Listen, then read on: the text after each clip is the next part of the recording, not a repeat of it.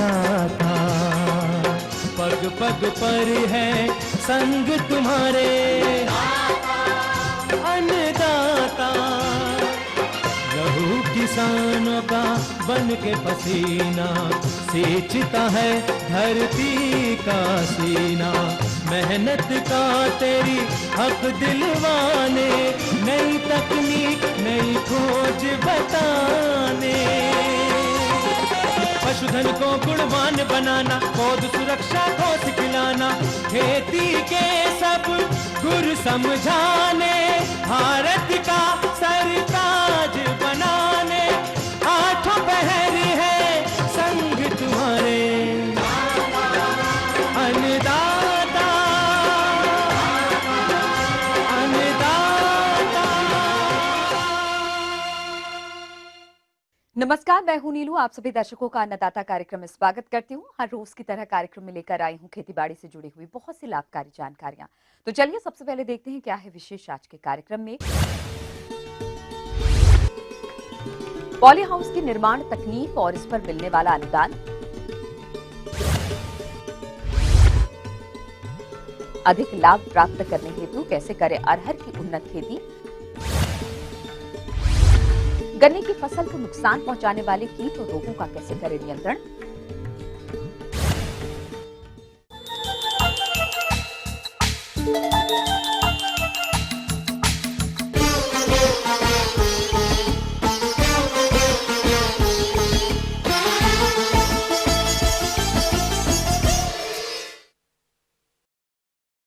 दिन प्रतिदिन हाईटेक खेती के अंतर्गत हमारे किसान भाइयों का रुझान पॉली हाउस में खेती करने की तरफ बढ़ा है, क्योंकि इससे फसल सुरक्षित रहने के साथ साथ अधिक उत्पादन भी देती है।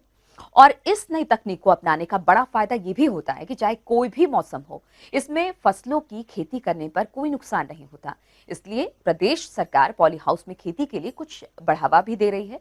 तो किसान भाई पॉली हाउस को लगवाना चाहते हैं तो वो इसे कैसे लगवाएं तथा इस पर प्रदेश सरकार उनको कितना अनुदान दे रही है, इन सभी पहलुओं को आइए विस्तार से समझते हैं।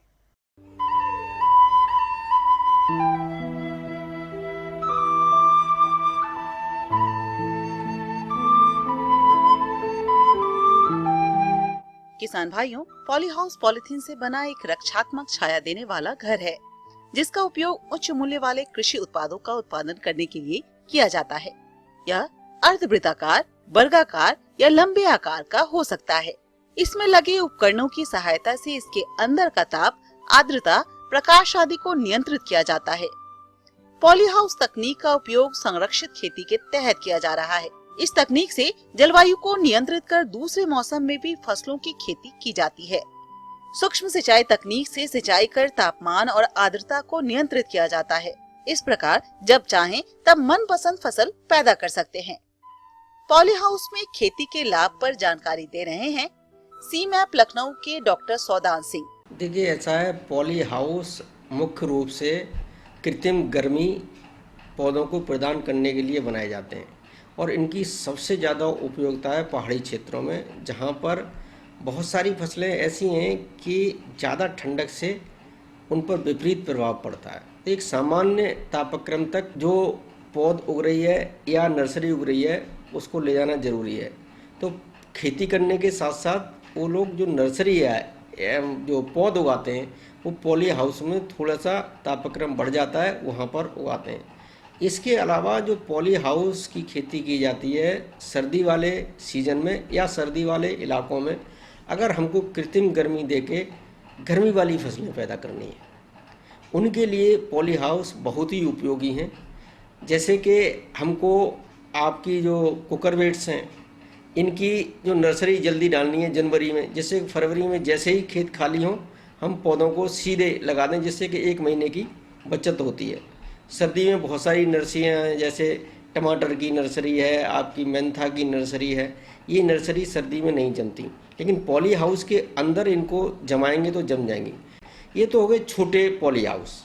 अब बात आती है कि बहुत ज़्यादा जो बहुमूल्य कुछ फसलें हैं, खास करके सब्जियों वाली, बड़े बड़े पॉली हाउसों में सर्दी के समय अगर शिमला मिर्च उगाना है, ककड़ी उगाना है, खीरा उगाना है, तो इस तरह की भी सुविधा है कि कृत्रिम गर्मी देके आप जो सीजन नहीं है यानी कि गर्मी के सीजन वाली फसलें सर्दी में उगा सकते हैं। इसके अलावा पॉली हाउस में जाली का भी प्रयोग किया जाता है और एग्जॉस्ट जो पंखे होते हैं उनका भी प्रयोग किया जाता है, और हमारा ड्रिप और मिस्ट इरीगेशन सिस्टम लगा के तापक्रम को थोड़ा सा नियंत्रित, जब बढ़ता है तो नियंत्रित करने का भी एक जो प्रणाली है वो पॉली हाउस के अंदर लगाई जा सकती है। अगर आपको पॉली हाउस तो बन गया, लेकिन खेती जब हल्का सा गर्मी या आपका जो स्प्रिंग सीजन है आ गया है तब भी करनी है, तो फिर उसमें हमको तापक्रम नियंत्रित करने के साधन करने पड़ते हैं। इसके अलावा पॉली हाउस में खेती केवल इसलिए नहीं होती है कि तापक्रम बढ़ा के, पॉली हाउस में कई बार क्या होता है कि एसी का जो तापक्रम है वो कर दिया जाता है एसी लगा के, और ठंडी में पैदा होने वाली सब्जी भी गर्मी में पैदा की जा सकती है। पॉली हाउस की जहाँ तक बात है तो कई तरह के होते हैं। एक तो पॉली हाउस हैं जो एकदम पॉलीथीन की सीट कवर कर दी और गर्मी ही पैदा कर सकते हैं। अब उसमें आप ठंडा करने का भी सिस्टम बना सकते हैं, गर्म अपने आप हो रहा है, गर्म करने का सिस्टम बनाने की ज़रूरत नहीं है। इसके अलावा अगर पॉली हाउस में थोड़ी ठंडक पैदा करनी है तो मिस्ट सिस्टम बना सकते हैं।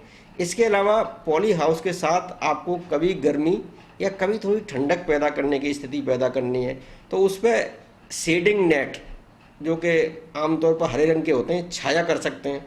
तो इस तरह से पॉली हाउस में खेती का मतलब प्रोटेक्टिव एग्रीकल्चर कहते हैं अंग्रेजी में, संरक्षित खेती है।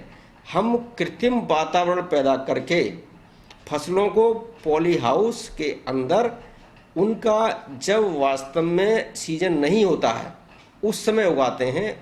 पॉली हाउस निर्माण से जुड़े सभी पहलुओं पर विस्तार से बता रहे हैं कृषि विज्ञान केंद्र दरियापुर रायबरेली के उद्यान विशेषज्ञ doctor SB Singh. Poly house के निर्माण के लिए जो है आप करीब जो है 750 से 1000 रुपए पर वर्ग मीटर का खर्चा आता है। पॉली हाउस में आप वातावरण को जो है उस सब्जी के अनुसार जो है मैनेज कर सकते हैं। पॉली हाउस अगर आप निर्माण करवाते हैं तो उसमें जो है नेशनल हॉर्टिकल्चर मिशन और जो आपका जिला का जो उद्यान कार्यालय है वहाँ से आपको आर्थिक मदद मिल सकती है। इस स्कीम में जो है आपको 50% तक अनुदान मिल सकता है। पॉली हाउस जो है वो कम से कम जो है 1 करोड़ तक का भी आप बना सकते हैं, जिसमें आपको 50% अनुदान सेंट्रल गवर्नमेंट की तरफ से मिलता है। किसान भाइयों, पॉली हाउस का जो उपयोग है या उपयोगिता है उसकी, वो बेमौसमी सब्जियों को आपको तैयार करने से ही होता है। पॉली हाउस ऐसी व्यवस्था है जिसमें आप बेमौसमी सब्जियों को तैयार करके मार्केट में अच्छा रेट प्राप्त कर सकते हैं। आप अग्रणी किसान इससे बन सकते हैं।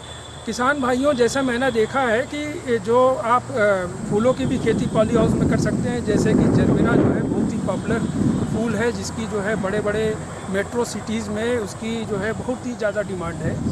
और कोई इसमें विशेष तकनीकी जानकारी या महारत हासिल करने की आपको आवश्यकता नहीं है। आप प्रथम दिन से पॉली हाउस बनने के बाद से ही इस खेती को शुरुआत कर सकते हैं। ये थी कुछ उपयोगी जानकारियां। अब लेते हैं छोटा सा ब्रेक, जल्द लौटेंगे और कार्यक्रम में आगे है महत्वपूर्ण जानकारियां। बने रहिए हमारे साथ।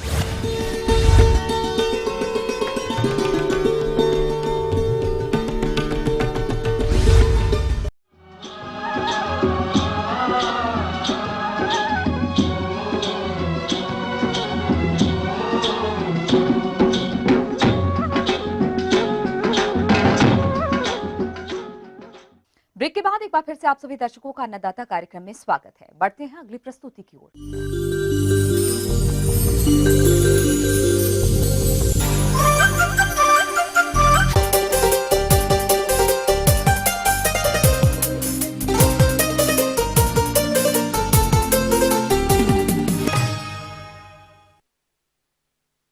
प्रदेश के जो किसान भाई अरहर की खेती करना चाहते हैं उनके लिए इसकी खेती करने का ये अनुकूल समय है। इसलिए वो इसकी अधिक उपज देने वाली प्रजातियों का चयन कर इसकी किस तरह से करें उन्नत खेती, इस विषय पर संक्षिप्त में जानकारी प्राप्त करने के लिए हमारे संवाददाता ने संपर्क किया कृषि विज्ञान केंद्र इटावा के डॉक्टर शंकर सिंह से।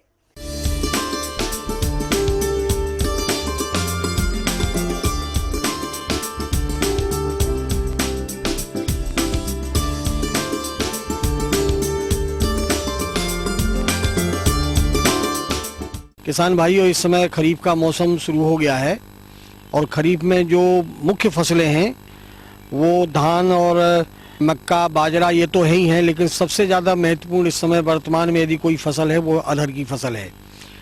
इस समय अरहर की जहाँ तक बात है वो दो तरह की अरहर की बुवाई होती है, एक अगेती किस्में और एक पछेती किस्में। अगेती किस्में जो 135-40 दिन 145 दिन लेती हैं, उनमें आपका जो है उपास 120 है, टाइप 9 है और दूसरी 2-3 वैरायटी हैं जिनको कि जो है हम जल्दी बो लेते हैं, तो इनको काटने के बाद गेहूं की बुवाई भी की जा सकती है, लेकिन इनसे पैदावार कम मिलती है। जो दीर्घकालीन फसलें हैं जो 270-275 दिन पकने में लेती हैं, उनमें बहार है, अमर है, मालवी की यानी बनारस की कुछ प्रजातियां हैं और इस तरीके से जो लंबी अवधि की फसलें हैं उनकी बुवाई का समय भी जो है वो जुलाई का प्रथम पखवाड़ा है, लेकिन कुछ लोग जो है उसको जून के मध्य तक भी बुवाई कर देते हैं। तो इस तरीके से यदि बुवाई में ये अरहर की प्रजातियों को ध्यान में रखते हुए किसान भाई अभी से बीज का चयन कर लें। दूसरी बात आती है खेत की तैयारी के लिए 2-3 जुताइयाँ देसी हल से करके और मिट्टी पलटने वाले हल से करके और पाटा लगा करके खेत को पलेवा करके तैयार कर लेना चाहिए। जल भराव की स्थिति में की फसल जो है प्रभावित होती है, इसलिए ऐसे खेत का चुनाव करें जहाँ पे पानी न रुकता हो। जहाँ तक उर्वरकों का सवाल है, किसान भाई उर्वरक जैसा आप जानते हैं दाल वाली फसलों में उर्वरकों की मात्रा बहुत कम लगती है। मिट्टी परीक्षण यदि करा लिया जाए, उसके आधार पर उर्वरकों का प्रयोग करते हैं तो निश्चित रूप से अच्छा लाभ मिलता है। 10 से 15 किलोग्राम नाइट्रोजन और 40 से 50 किलोग्राम फास्फोरस इसकी फसल के लिए लाभकारी सिद्ध हुआ है। साथ ही यदि 2 बोरी 3 बोरी जिप्सम की मात्रा यदि खेत में मिल जाती है तो इससे सल्फर और कैल्शियम की आपूर्ति होती है, इससे फलियां अच्छी आती हैं, दाने का वजन बढ़ता है। अब बात आती है कि कितना बीज डालें, तो बीज की जहाँ तक सवाल है, इसमें खरीफ की फसल में जो है 20 से 25 किलोग्राम बीज एक हेक्टेयर में लगता है और इसके बाद बीज का शोधन बहुत जरूरी है। हमारी बहुत सारी बीमारियां फसल खड़ी होती है तो उस समय लग जाती हैं। ऐसे हालातों में 2 से 3 ग्राम थीरम या कैप्टान दवा ये 1 किलो बीज में उपचारित करके बोना चाहिए। इसके बाद एक राइजोबियम कल्चर से उपचारित करना भी ना भूलें किसान भाई। ये 200 से 250 ग्राम का एक पैकेट आता है और इसका बढ़िया सा लेप बना करके आधा लीटर पानी में थोड़ा सा 50 ग्राम गुड़ मिला करके घोल लेते हैं और घोलने के बाद फिर जब ठंडा हो जाए गर्म करने के बाद तो ठंडे घोल को जो है पूरे 10 किलो बीज में मिला देते हैं। तो इस तरीके से शाम के टाइम मिलाते हैं और छाया में सुखाने के बाद इसकी बुवाई करते हैं सायंकालीन।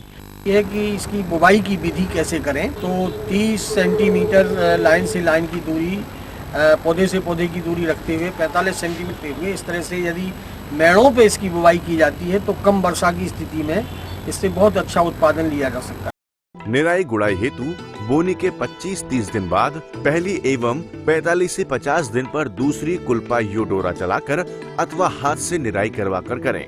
रासायनिक खरपतवार नाशकों में एलाक्लोर 1.5 किलोग्राम सक्रिय तत्व प्रति हेक्टेयर की दर से प्रयोग कर सकते हैं। अब बात आती है सिंचाई की, तो हल्की भूमि में जहां सिंचाई सुविधा उपलब्ध हो, आवश्यकता अनुसार फसल में फूल आने के समय पहली एवं उसके 20 दिन बाद दूसरी सिंचाई करें। और सबसे महत्वपूर्ण पहलू है कीट एवं रोग नियंत्रण। तो अरहर में कई प्रकार के कीट जैसे पत्ती लपेटक, फली छेदक आदि कीटों का प्रकोप प्रमुखता से देखा गया है। इनके नियंत्रण के लिए मोनोक्रोटोफॉस 36 EC 750 मिलीलीटर दवा 700 से 750 लीटर पानी में घोल बनाकर प्रति हेक्टेयर की दर से छिड़काव करें। रोग नियंत्रण हेतु अरहर के प्रमुख रोगों में जैसे उकटा या विल्ट, फाइटोप्थोरा अंगुमारी और विषाणु रोग प्रमुख हैं। इनके नियंत्रण के लिए प्रतिरोधी किस्मों का चयन करें एवं अंगुमारी रोग की रोकथाम के लिए रीडोमिल दवा का 2.0 ग्राम प्रति लीटर पानी का घोल बनाकर छिड़काव करके रोग से सड़ने से बचाया जा सकता है। एवं विषाणु रोगों की रोकथाम के लिए मोनोक्रोटोफॉस 36 EC का 750 मिलीलीटर हेक्टेयर के हिसाब से घोल बनाकर छिड़काव करें। तो किसान भाइयों, इस विधि से अगर आप अरहर की खेती करते हैं तो अधिकतम उपज एवं आय ले सकते हैं।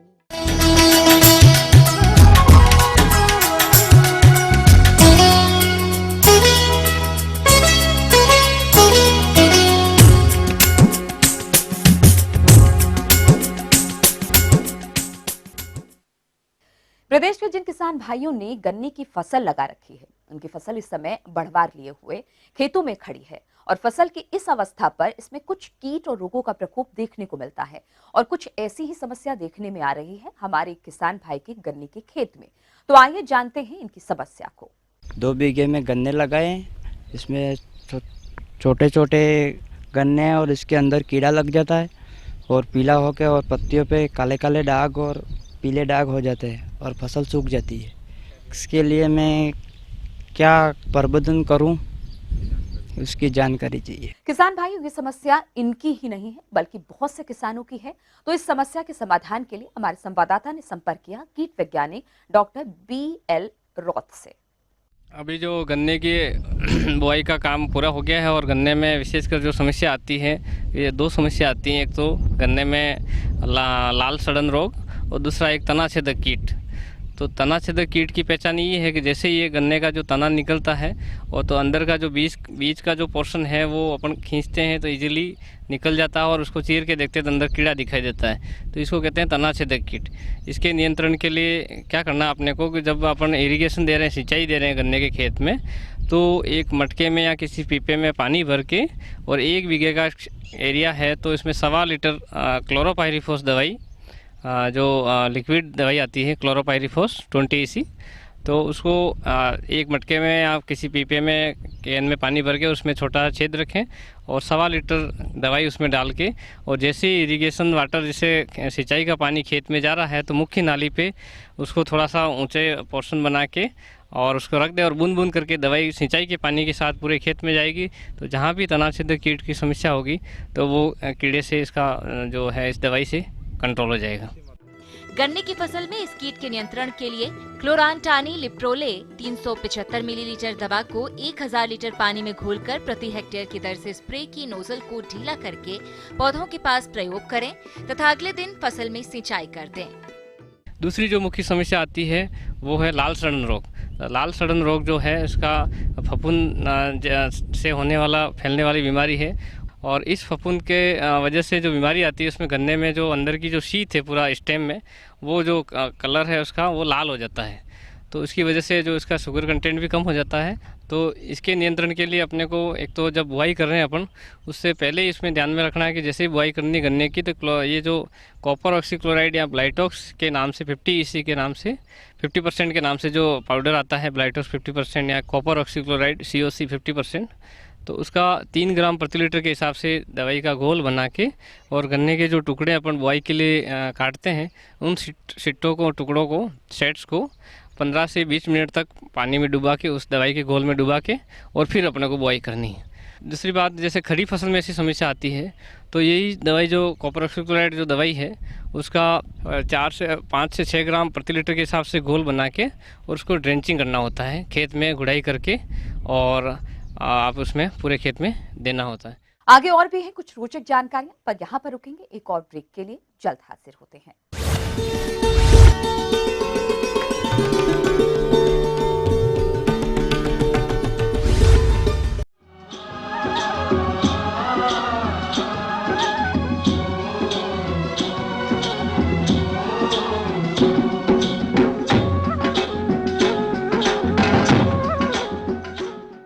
ब्रेक के बाद आप सभी दर्शकों का स्वागत है। चलिए अब रुक करते हैं अगली कड़ी की ओर।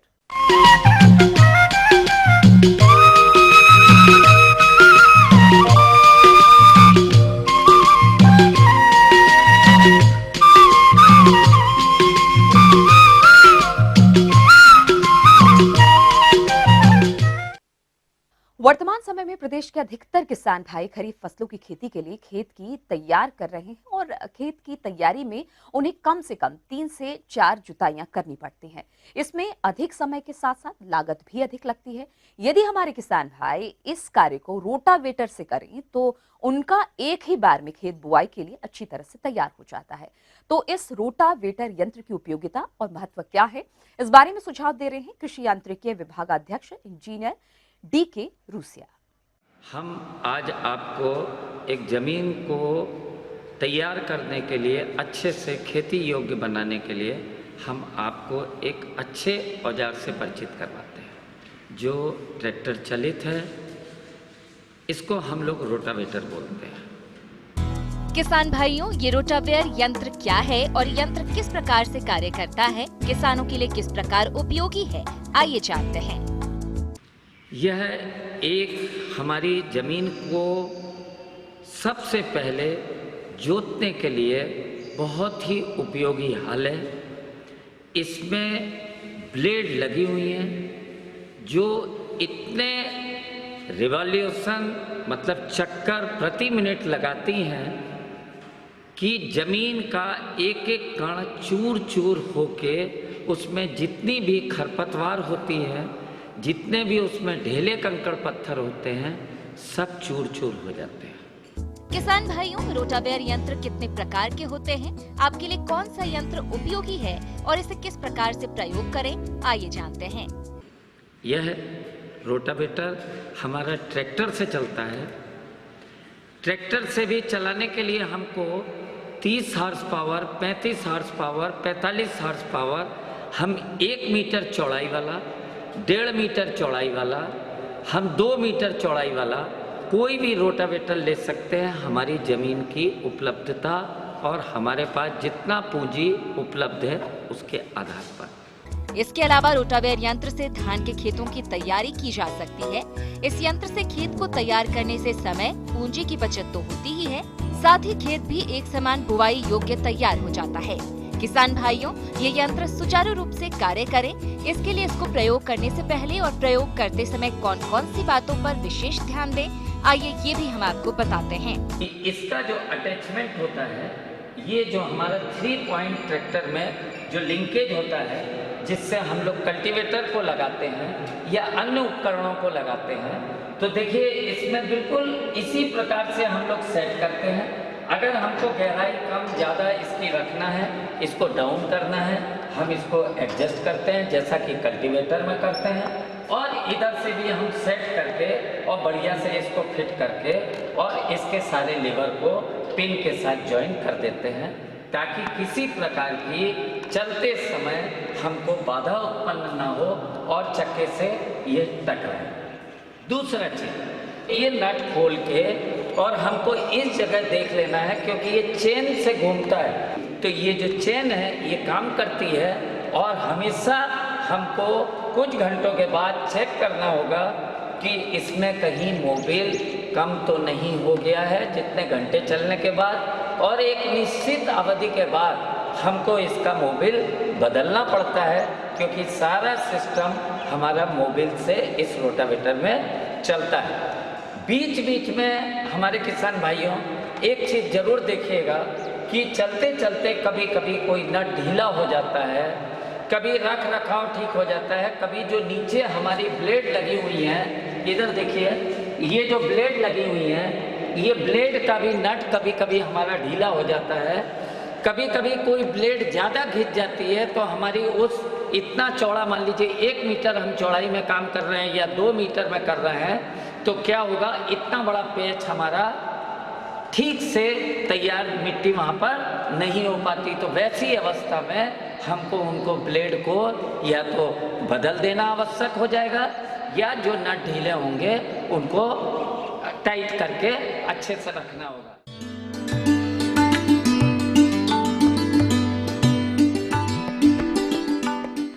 अन्नदाता हेल्पलाइन निःशुल्क फोन संपर्क सेवा के माध्यम से आपके द्वारा पूछे गए कृषि से जुड़े प्रश्नों में से 1 या 2 महत्वपूर्ण प्रश्न को हम अपने कार्यक्रम में शामिल करते हैं, और इसी के तहत आज का चयनित प्रश्न और उसका जवाब इस प्रकार है।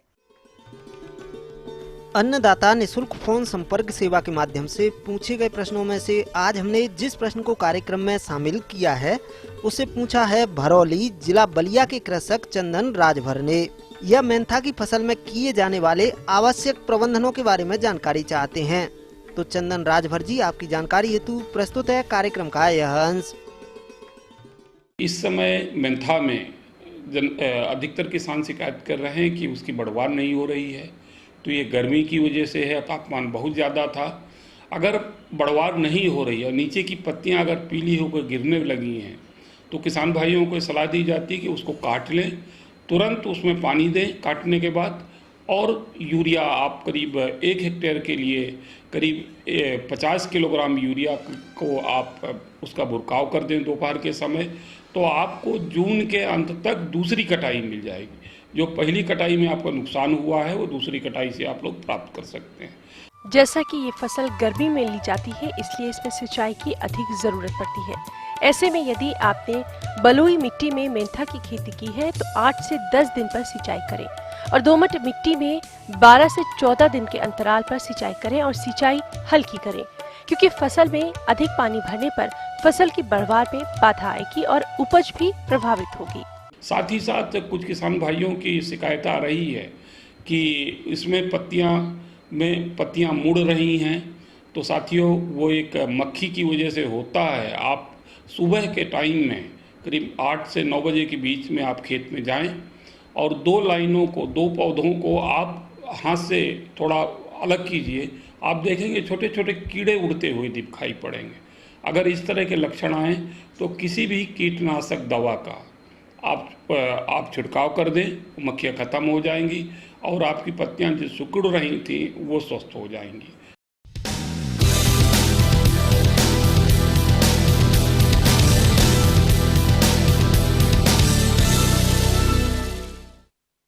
राज्य की विभिन्न मंडियों में कृषि उत्पादों के चढ़ते उतरते बाजार भाव की संक्षिप्त जानकारी इस प्रकार है।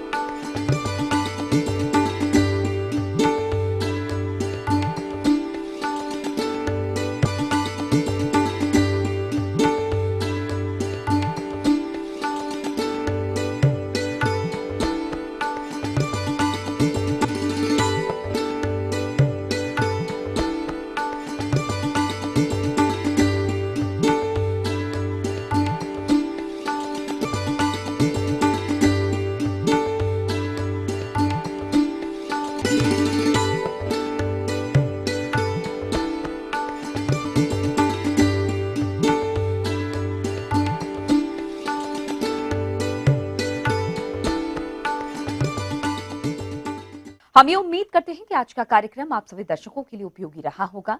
किसान भाइयों, अन्नदाता आपकी सेवा के लिए संकल्परत है। कृषि संबंधित समस्या एवं सुझाव के लिए आप हमें इस पते पर संपर्क कर सकते हैं। प्रोड्यूसर अन्नदाता ETV Uttar Pradesh Uttarakhand, Ramoji film city Hyderabad 501512। साथ ही आप हमें ईमेल भी कर सकते हैं। हमारा ईमेल है annadata.up@etv.co.in। इसके अतिरिक्त आप हमें निःशुल्क हेल्पलाइन नंबर 180010845999 पर सोमवार से शनिवार सुबह 10 से शाम 4 बजे के बीच संपर्क भी कर सकते हैं। अब आइए देखते हैं कल दिखाए जाने वाले कार्यक्रम की मुख्य झलकियां। स्वस्थ पौध प्राप्त करने हेतु धान की नर्सरी तैयार पर जानकारी। जैव फफूंदनाशी ट्राइकोडर्मा विरिडी की विशेषताएं और उपयोगिता। फिलहाल अन्नदाता की पूरी टीम को इजाजत दीजिए। कल फिर इसी समय आपसे मुलाकात होगी कृषि संबंधी कुछ और महत्वपूर्ण जानकारियों के साथ। तब तक के लिए नमस्कार।